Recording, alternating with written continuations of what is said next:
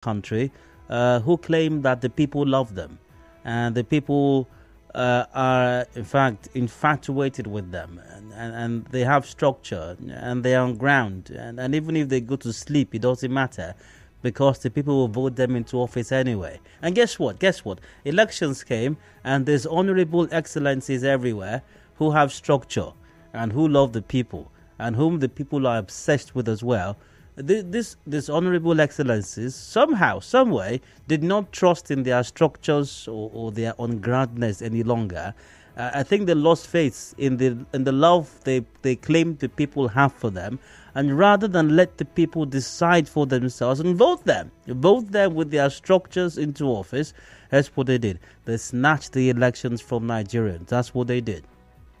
These honorable excellencies snatched the elections from Nigerians. They snatched the joy. They snatched the satisfaction. They snatched it from Nigerians, the hope that they had of a better future. I mean, no matter how good things are now, it's ideal that things are better in the future. They snatched all of that away. And like I said, of course, the Thanksgiving services are loading right now to thank God for the theft, to thank God for the thievery, to thank God for the fraud, to thank God for the sabotage. I really wonder how God feels when these Thanksgiving ceremonies take place. I mean, I can't claim to know how God thinks. I really have no idea, really. But that's why, I wish for a moment God would just give me, even if it's a 2-second insight into how he thinks or how he feels when these Thanksgiving ceremonies are taking place. And the man of God is there and is eulogizing this honorable excellency and is brimming with smiles and is from ear to ear, he's grinning very broadly and talking about how God done it for their son. Can see this honorable excellency. Of course, the man of God won't call him this honorable excellency. He will call them honorables and excellencies and how God has done it. Meanwhile, man of God knows that his honorable excellencies also know that stole their way into office, that they put people into office, they shed blood into office, they rode on the blood into office, stole man the national boxes and ballot papers, and yet they will dance into and through the aisles all front while the rest of the congregation watching awe.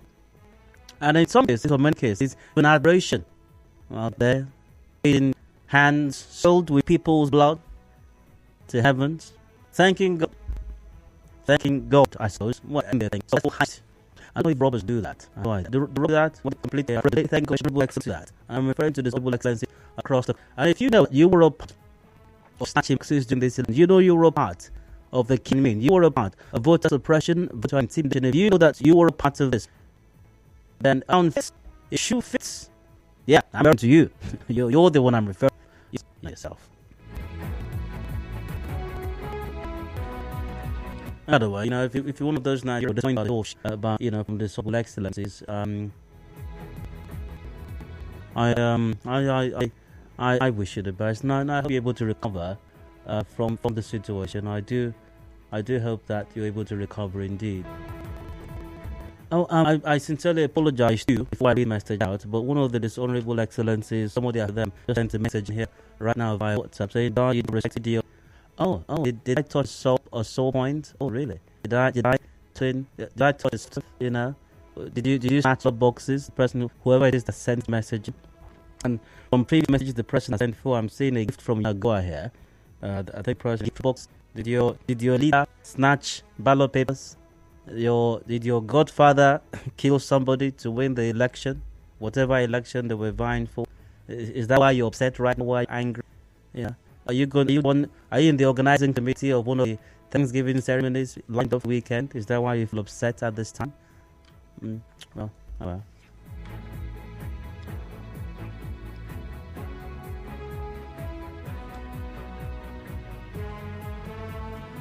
Well, discussions continue right now. Let's see what else. Quite a number of issues are lined up for today's discussion. But like I've said severally, by the way, in spite of whatever disappointment you may feel, the shortcomings with the conduct of the just conducted general elections, I maintain that the salvation of this country lies in your hands. Irrespective of the challenges and the shortcomings with the elections, the salvation of this country lies in the hands of Nigerians. It lies in your hands. It lies in all our hands. It doesn't lie in the hands of the international community. I'm not even sure God is going to do anything really, but it lies in your hands. Still, it lies in your hands.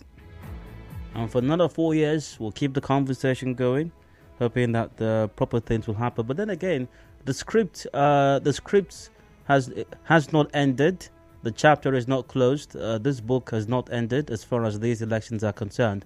I have a hunch that there is still some drama, left to play out as far as these elections are concerned.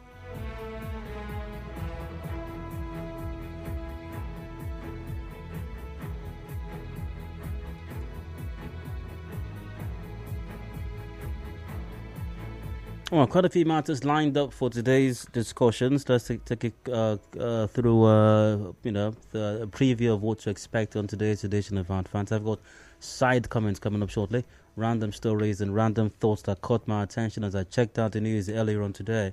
I've got a rant as well. Yes, indeed, my thoughts on some major issue. I'd like to get your take on mine all the way to 4 p.m. At 4, we got business news coming up. It's another Wednesday. Canvas and Niger Delta Roundtable comes about to that. We'll discuss the progressive development of the Niger Delta region. Absolutely so. And it's brought to you by SPDC. Taking us to 5. The news update comes up 5 p.m. And let's see what's up right after that.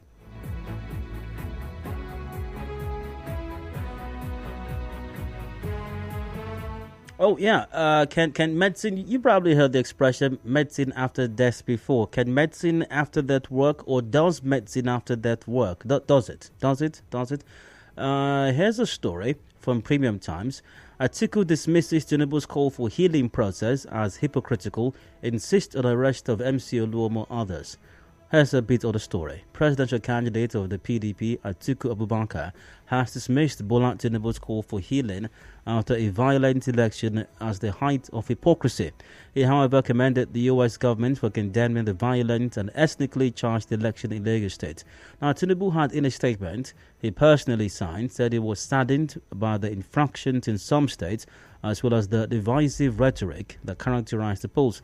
Atiku's Special Assistant in Public Communication, Frank Shaibu, in a statement on Tuesday, however, described Tinubu's statement as an afterthought and hypocritical garbage. He said it was curious that Tinubu was talking about reconciliation after his minions attacked Igbo voters in Lagos in order to give his party the APC advantage during the governorship election.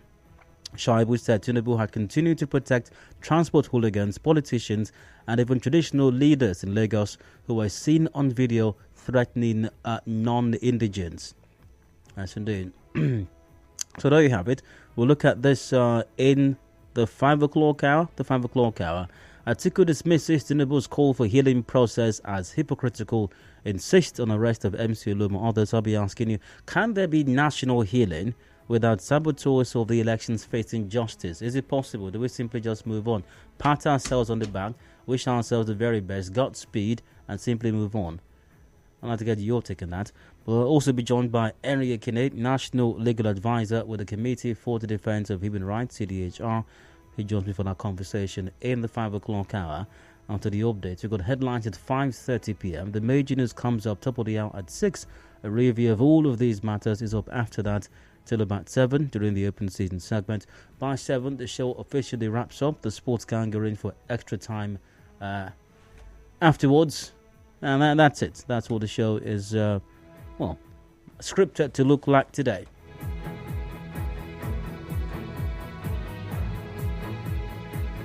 And you're welcome to join the conversation. We're live on Facebook.com/NigerianForPH. We're live on Twitter at NigerianForPH as well.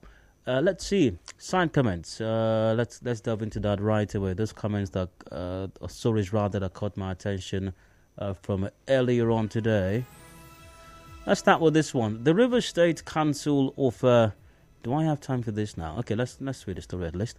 The Rivers State Council of the Nigeria Union of Journalists (NUJ) has appealed to the state government to drop its plan to demolish the transmission station of Dar Communications PLC, owners of AIT and Raypower radio station in Port Harcourt. Chairman of NUJ, Stanley Job, made the appeal following a 48-hour quit notice served on the broadcast stations yesterday by the Ministry of Works. He urged the state government to open a negotiation channel with the media organization for a peaceful resolution. As you may know, the land on which AIT and Raypower radio stations built its transmission station has been a subject of dispute between the Rivers State government and Dar Communications PLC. Well, I have some thoughts on this. I don't think that this should be the subject of appeals or beggings, as the NUJ, the Nigeria Union of Journalists, Rivers State Council is doing. I don't think it's a matter that once again should be the subject of appeals, or like I said before, beggings. No, I think it's a matter of law. I think rather it should be a matter of law, and a couple of other things as well. And I'll express those things soon after I return from this commercial break. Do please stay with us.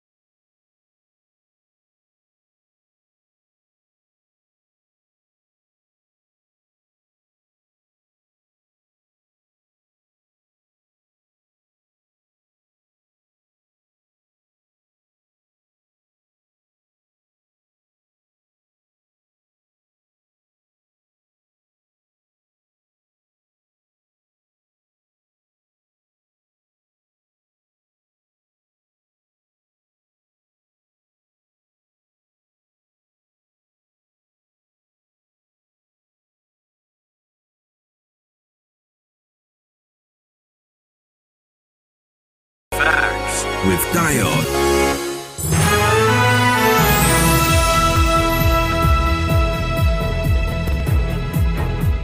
Hello, welcome back. It is Hot Facts to Nigeria Info Port Harcourt Time Dial. You have discussions still with today's sidecoin. Random stories, random thoughts of mine on these stories that caught my attention earlier, not to be discussed now. Well, here's the first side comment for today. Here's the story once again. The Union of Journalists (NUJ) has appealed to the state government to drop its plan to demolish the transmission station. Stanley Job made the appeal following a 48-hour quit notice served on the broadcast stations yesterday by the Ministry of Works. The negotiation channel with the media for a station has been subject of dispute between the Rivers State government and Dar Communications. I don't know. I think this is a matter of reality. If there are any question marks, issues there. If there's the purchase, of this land, so I think there are the issues here be legal. The number of factors to the interest of the state, the overall interest, the overall good, the overriding interest of the state is not one. This is one or group of powerful people. The state is the GPRS, the good people of Rivers State, not to be confused with the well-being people of Rivers State, even though they all form the state. But so fractions, there are. I don't know if it matters, but regarding the ownership or the purchase of the said land, the state's overriding interest, that purpose, the state can listen to this. Can we discuss if there are can you regularize your purchase or your ownership of this property? And what is the state considering? We're considering the jobs that very likely will be lost. This is affected. If this eviction is affected, how many jobs are going to be lost? If the transmission station is demolished, as has been said here in the story, how many of the good people of Rivers State are going to lose their jobs? How many families are likely to go hungry because their money has lost their job? How many dependents are going to go without money to pay at Rivers State University because their uncle has lost a job? And by the way, I'm sure the manager of Rivers State will not have students because their uncle lost their job at Dar Communications and they could their fees. They will send them away from school and possibly ask them to pay 2 or 3 times for one semester. Similar things have happened in the past. So, what are going to be the reverberating multiply effects here? Not just directly for people who are directly employed to these broadcast stations, but how about those in the value chain, those who work as marketers, those who work as in some other way, and because of the activities of these stations also. So there might be some infractions, there might be some legal issues, there might be question marks regarding the purchase of ownership, but these things can be regularized because once again the state is considering the overriding interest of the state. Once again, to be lost. Those are the prisms and perspectives, that a matter of this nature should be looked at from. However, and this is a big if some person are looking at this from a political standpoint, and I must say, it's most unfortunate indeed. It's most unfortunate. Because the question can and must be asked, how can employees they are paying taxes to the state and local government where they are situated? So to whose benefit really, to what advantage is this step being taken? And I was asking about job creation. How many jobs have been created in Rivers State? We hear about businesses leaving. We hear about businesses shutting down. How many do we hear opening up in the last 4 to 8 years? I mean, no offense to anyone, but the highest claim, the biggest claim to job creation by the Rivers State government is the construction of flyovers. That is the biggest claim to job creation. Correct me if I'm wrong, please. But I think that's the biggest claim to job creation.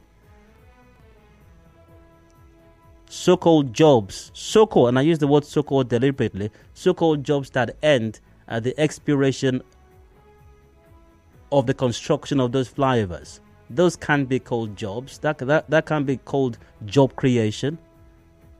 So where are the jobs?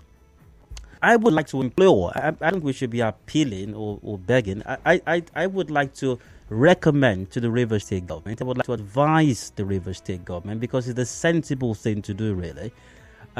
If there are irregularities in the ownership or purchase of this land, I imagine that there are things that can be regularized. Of course, the officer in question, they can be communicated, told what the infractions are, and given possibly some kind of a deadline to regularize these infractions, regularize the purchase or ownership of said property, put their in order, and life goes on.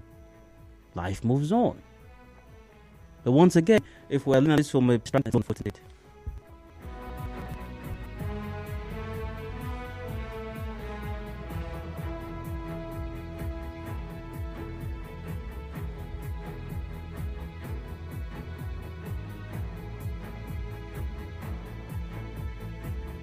we got 26 minutes to go before 4 o'clock, and let's see other matters that caught my attention as I checked out the news earlier on today.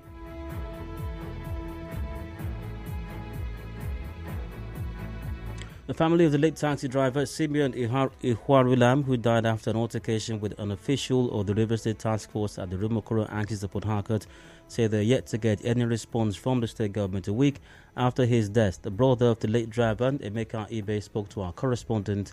Let's hear what Emeka Ibe had to say once again regarding the travails that his late brother's family and himself as well having to endure, even.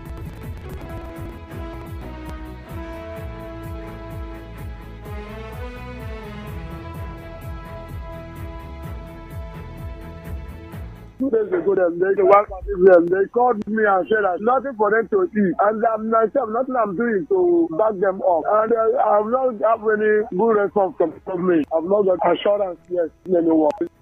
All right. So once again, here's a reminder to the relevant agencies, department, ministries, of the Rivers State government at state level and local level to look into the affairs of this family. Reportedly, an official, at least possibly officials of the Rivers State Task Force, are responsible for the deaths of this man. Reportedly, allegedly, it would be nice if the state would look into it and address that matter as well. Because one could say that there might be some liability as far as on the part of the state. There might be some liability because reportedly, once again, an agency of government acting in state capacity and in that moment of exercising state power supposedly would lead to this man's death. So that needs to be looked into. Report tallied that the task force official was apprehended by the police, by the River State Police Command. The question is, what has happened with that? I'm sure it's been well over 48 hours since that person was apprehended. The law says that 48 hours is more than long enough for you to have arraigned that person in court. Has that person, that member of the River State Task Force, or those members of the task force reportedly apprehended, have they been arraigned? If they have been arraigned, what court were they arraigned at? What is the process thus far? What is going on? I mean, somebody was killed. Somebody is dead. A family is without a father, without a brother, without a husband, without an uncle. A life has been lost. Or do lives mean absolutely nothing to us any longer?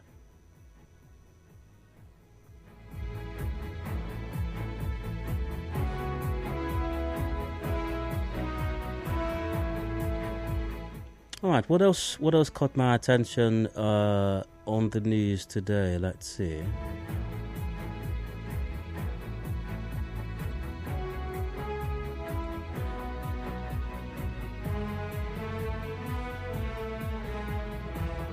Well, a lot of political talk still filling the airwaves, making up a lot of what's on the news these days. Unsurprisingly, I imagine. I think I remember telling a friend earlier today, for the rest of this week and possibly even next week, I expect matters centered on the elections to dominate the news space, especially matters at the tribunals. I imagine that lots of persons, candidates especially, political parties, that may be dissatisfied with the outcomes of the just conducted elections will be filing appeals at tribunals across the country, and that will make up for a lot of discussions in the coming days and weeks.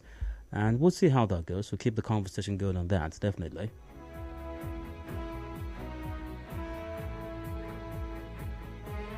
So I think that will be it for today's side comments. But a quick quick look at some of the messages that came in, and there are, goodness gracious, so very many of them.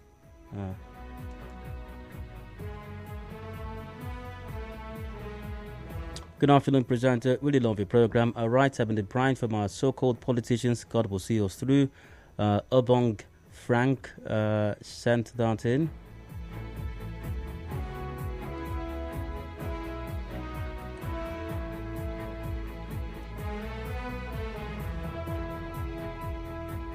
Michael Oyebubai said this. Yesterday you only talked about those killed by gunshots, but I tell you that I personally witnessed the death of persons by accident as vehicles drove in confusing directions because of the closure of the About Road near INEC office for over 3 weeks while they were doing their thing at the INEC headquarters.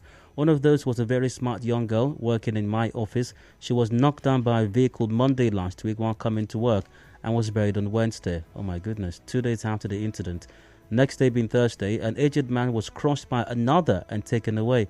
On Monday morning this week, I drove into another saddening scene of a schoolboy knocked down at the same stretch of road opposite the INEC office and was rushed away almost lifeless, all because election results were being guarded.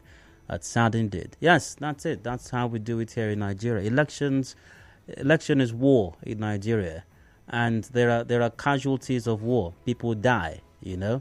So when we organize elections in Nigeria, people die, you know. Just casualties, you know. Stray bullets hit them, and that's it. People die because we're trying to elect people into office. People die, and that's very sad, by the way. It's very sad indeed.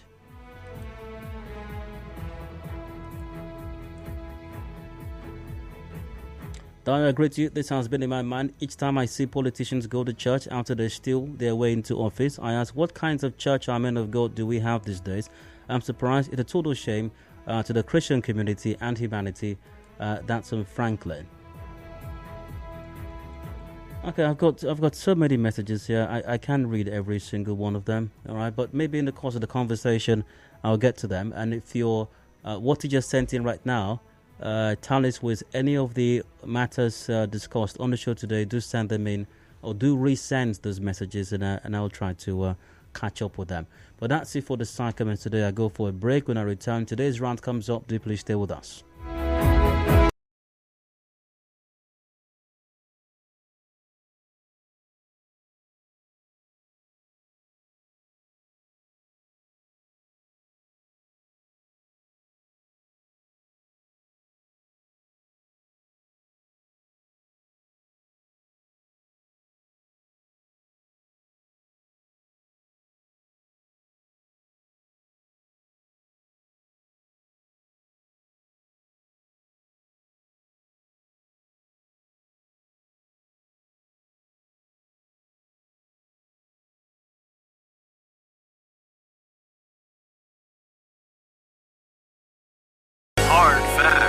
with Diode.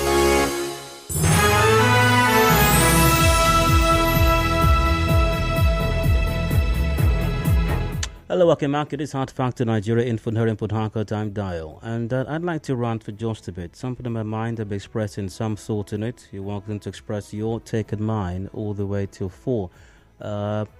Got little time for this, so I'll try to be as brief as possible.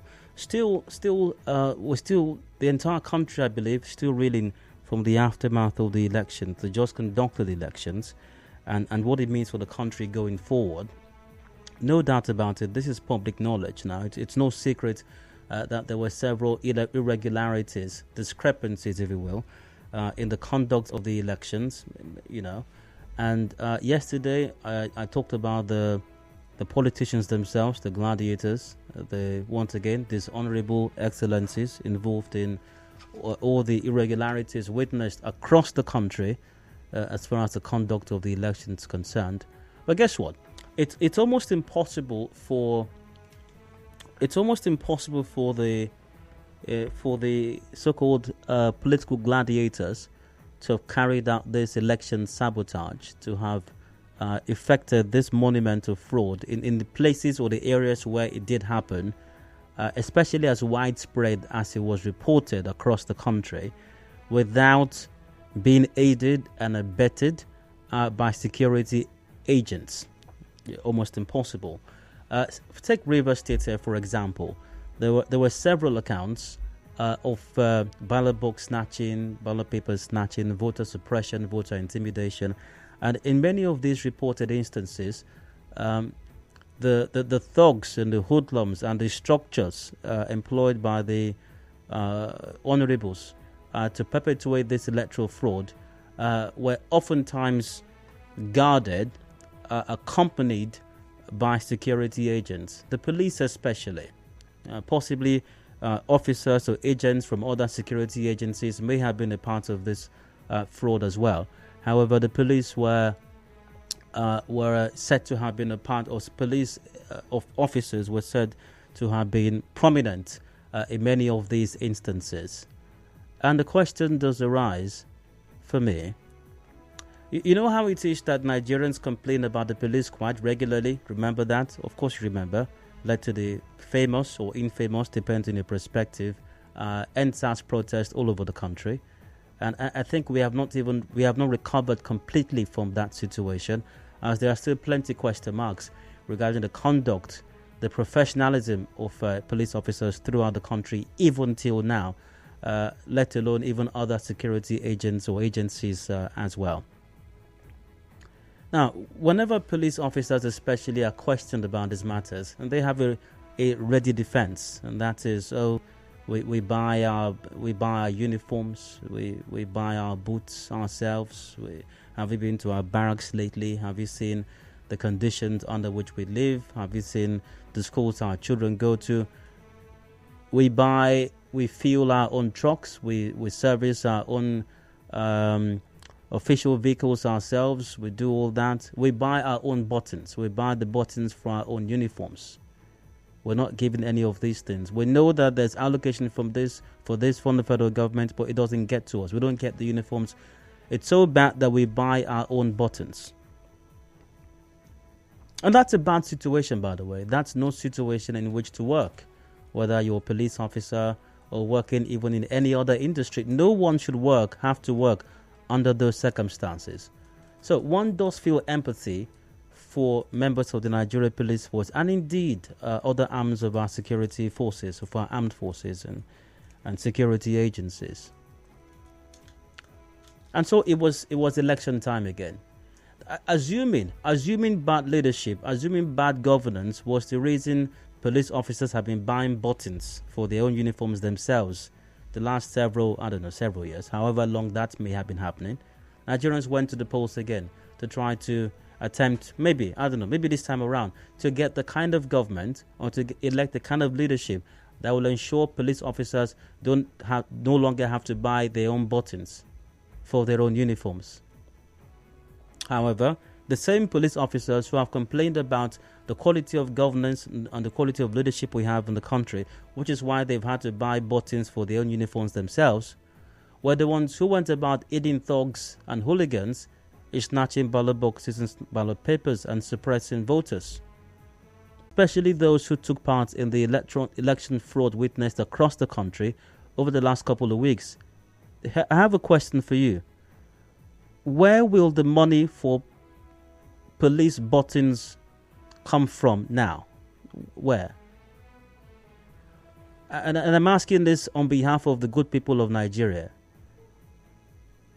So, should we expect more torturing of Nigerians, innocent civilians, for another 4 years at least? Should we expect you beating and slapping people because you want to buy buttons? Because the money for buttons must come from somewhere. I mean, you have to have buttons. I mean, don't mind the fact that some of you go about even wearing bathroom slippers, which is an eyesore, really.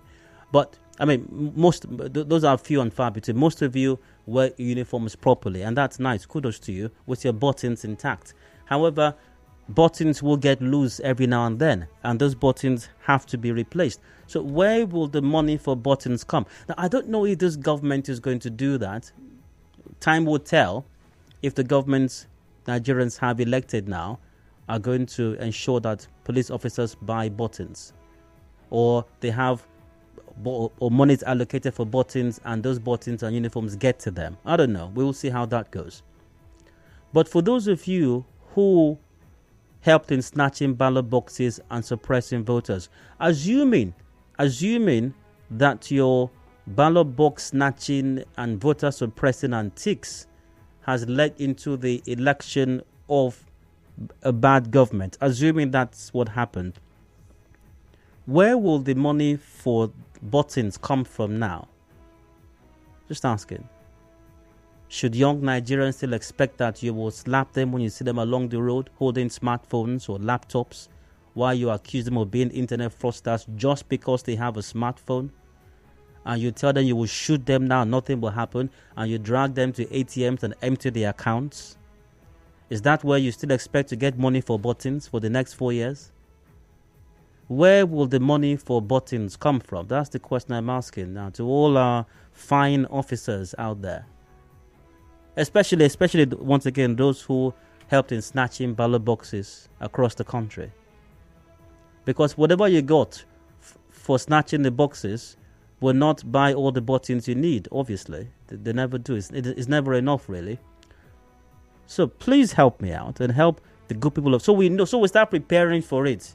So maybe when we are allocating or planning our budget for the month or for the year, we set aside buttons money, police buttons money also, because the buttons must be replaced. But the fundamental question again is, where will the money for buttons come from? Where? Innocent citizens who have committed no crime, whom you will trump up charges against and steal from them and pressure them into emptying their bank accounts to you? Is that where you intend to get money for buttons, or to continue to get money for buttons? Ask yourself that question.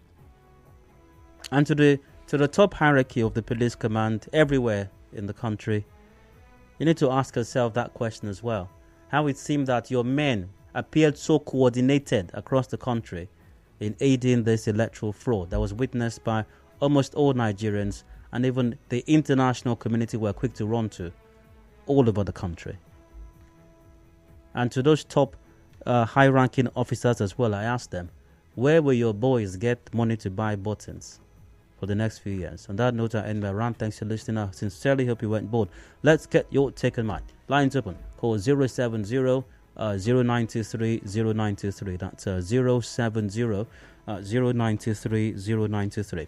We're live on facebook.com/Nigeria Info PH. We're live on Twitter at Nigeria Info PH. Keep it brief and straight to the point. And once the call is answered, do please turn off your radio sets.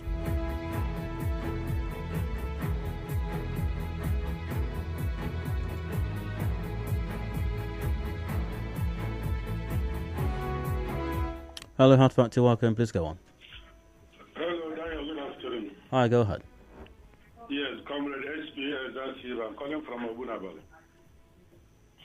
It is the innocent citizens of Nigeria who continue because it has become tradition.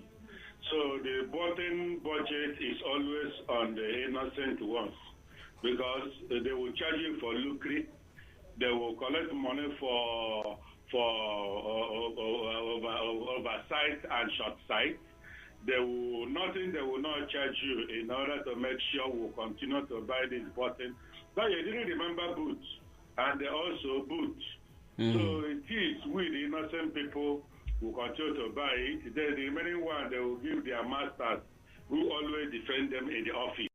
Whenever any matter arises, they will tell you, remember the story of, they are not our boys, they are not our boys.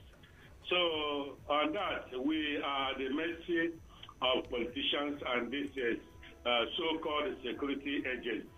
That is what I will say now. Dayo, good afternoon. Good afternoon. Line still open 070-093-093. Hello, hard fact to welcome. Please go on. Hello? Hard fact, you live on radio.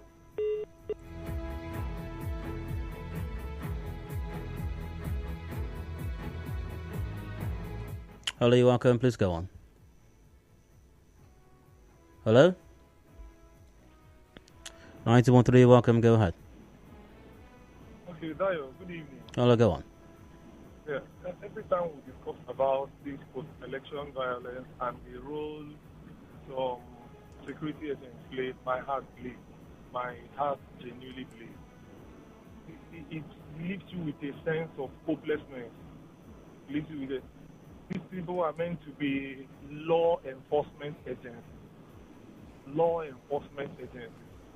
If the people who are meant to be law enforcement agents are part of those who are destroying the society or the law itself, what is the hope of we, our normal people that live normal daily life? It leaves me with a state of hopelessness. I think this time around words fail me. But just like you said, if they take part in all of this, we genuinely hope that people who are coming in, but there are people who are coming in will do the needful for us to have a better society. But look at it, it's going to be an irony. If it takes you to do every wrong thing in the world for you to take power, how am I expecting for you to do the right thing, for you to live in integrity, for you to uphold the law when you're in power? I genuinely hope. So I just genuinely hope there is hope for us. Thank you. You're welcome. Let's get your take still. I've got some comments here as well. Let's see. Via Twitter at Ike0280 tweets, the case of the Nigerian police isn't one of bad eggs like they always claim. The entire poetry needs an overhaul. Via Facebook, James Namani goes, good afternoon. You're very judicious in respect to your duty. Bravo. Ed Tom Nat goes, God bless you, Your comment, you're always very out and free from all forms of bias. It's the reason I grown each time you're away for a few days. Keep it on. Good to hear from you. Hard fact to welcome. Go ahead. Good evening, Dayo. You're welcome. Go on, please. My name is Simon from Eneka. So, just like Lucky Dube sang Crazy World, we say we are going to pay for the wrongs of our leaders. You know, these policemen aided the worst election that have ever happened in this country. And we, the citizens, are the ones that are going to pay for their wrongs. You know, I want to debate a little. Hello? Make it quick, please. Okay. You know, we are a reflection of the type of leaders we get. You know, we don't know how to handle power. You know, as Nigerians, look at SA chairman. If you go about, once you have a power as a Nigerian, you just look for a way, you know, to exploit your own fellow citizens. You look around, a chairman of Agbero, a chairman of an estate, a chairman of anything, you know, you look at how they exercise power. So why we look for a good, better Nigeria? Why we look for when this thing is going to end? we as citizens, we need to try as much as we can, understand, to know how to use power, and we have to have integrity. Let's try at least and have integrity. Good to hear from you. Good afternoon, Dai. Who would pay for stationery to use in finding out reports? Who would give them the money for petrol to respond to our emergencies too? Who would equip the public schools their kids would attend? Or can they afford private schools? Oh crap, I forgot. We are the ones paying for it for them. That's from Tex. Now, the alleged dollars collected is enough to buy all they need for the next 4 years. So let's clap for them. That's from Sonny.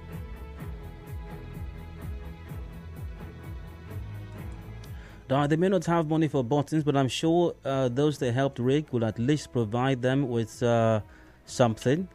Then, as for the buttons, they'll increase the usual 100 to 200 they collect for Roger on the roads.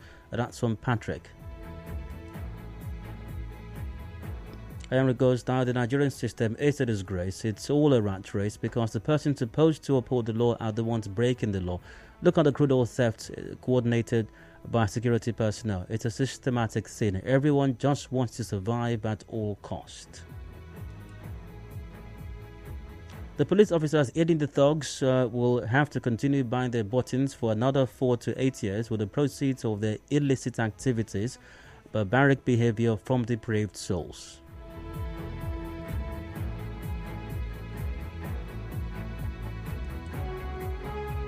I'll have to wrap this up now. No more time. We've got tons of messages here. During the open season segment, I'll do my utmost to catch up with these messages. But you can keep the conversation going on our social media pages. Facebook.com/Nigeria InfoPH. Also via Twitter at Nigeria InfoPH. And I hope our friends in black, our fine officers, have answers to these questions. And I'll ask once again, who will buy you the buttons for the next few years? Who will? All right. Business news comes up. Converse in Arjado to roundtable after that. Do please stay with us. Welcome back to the show.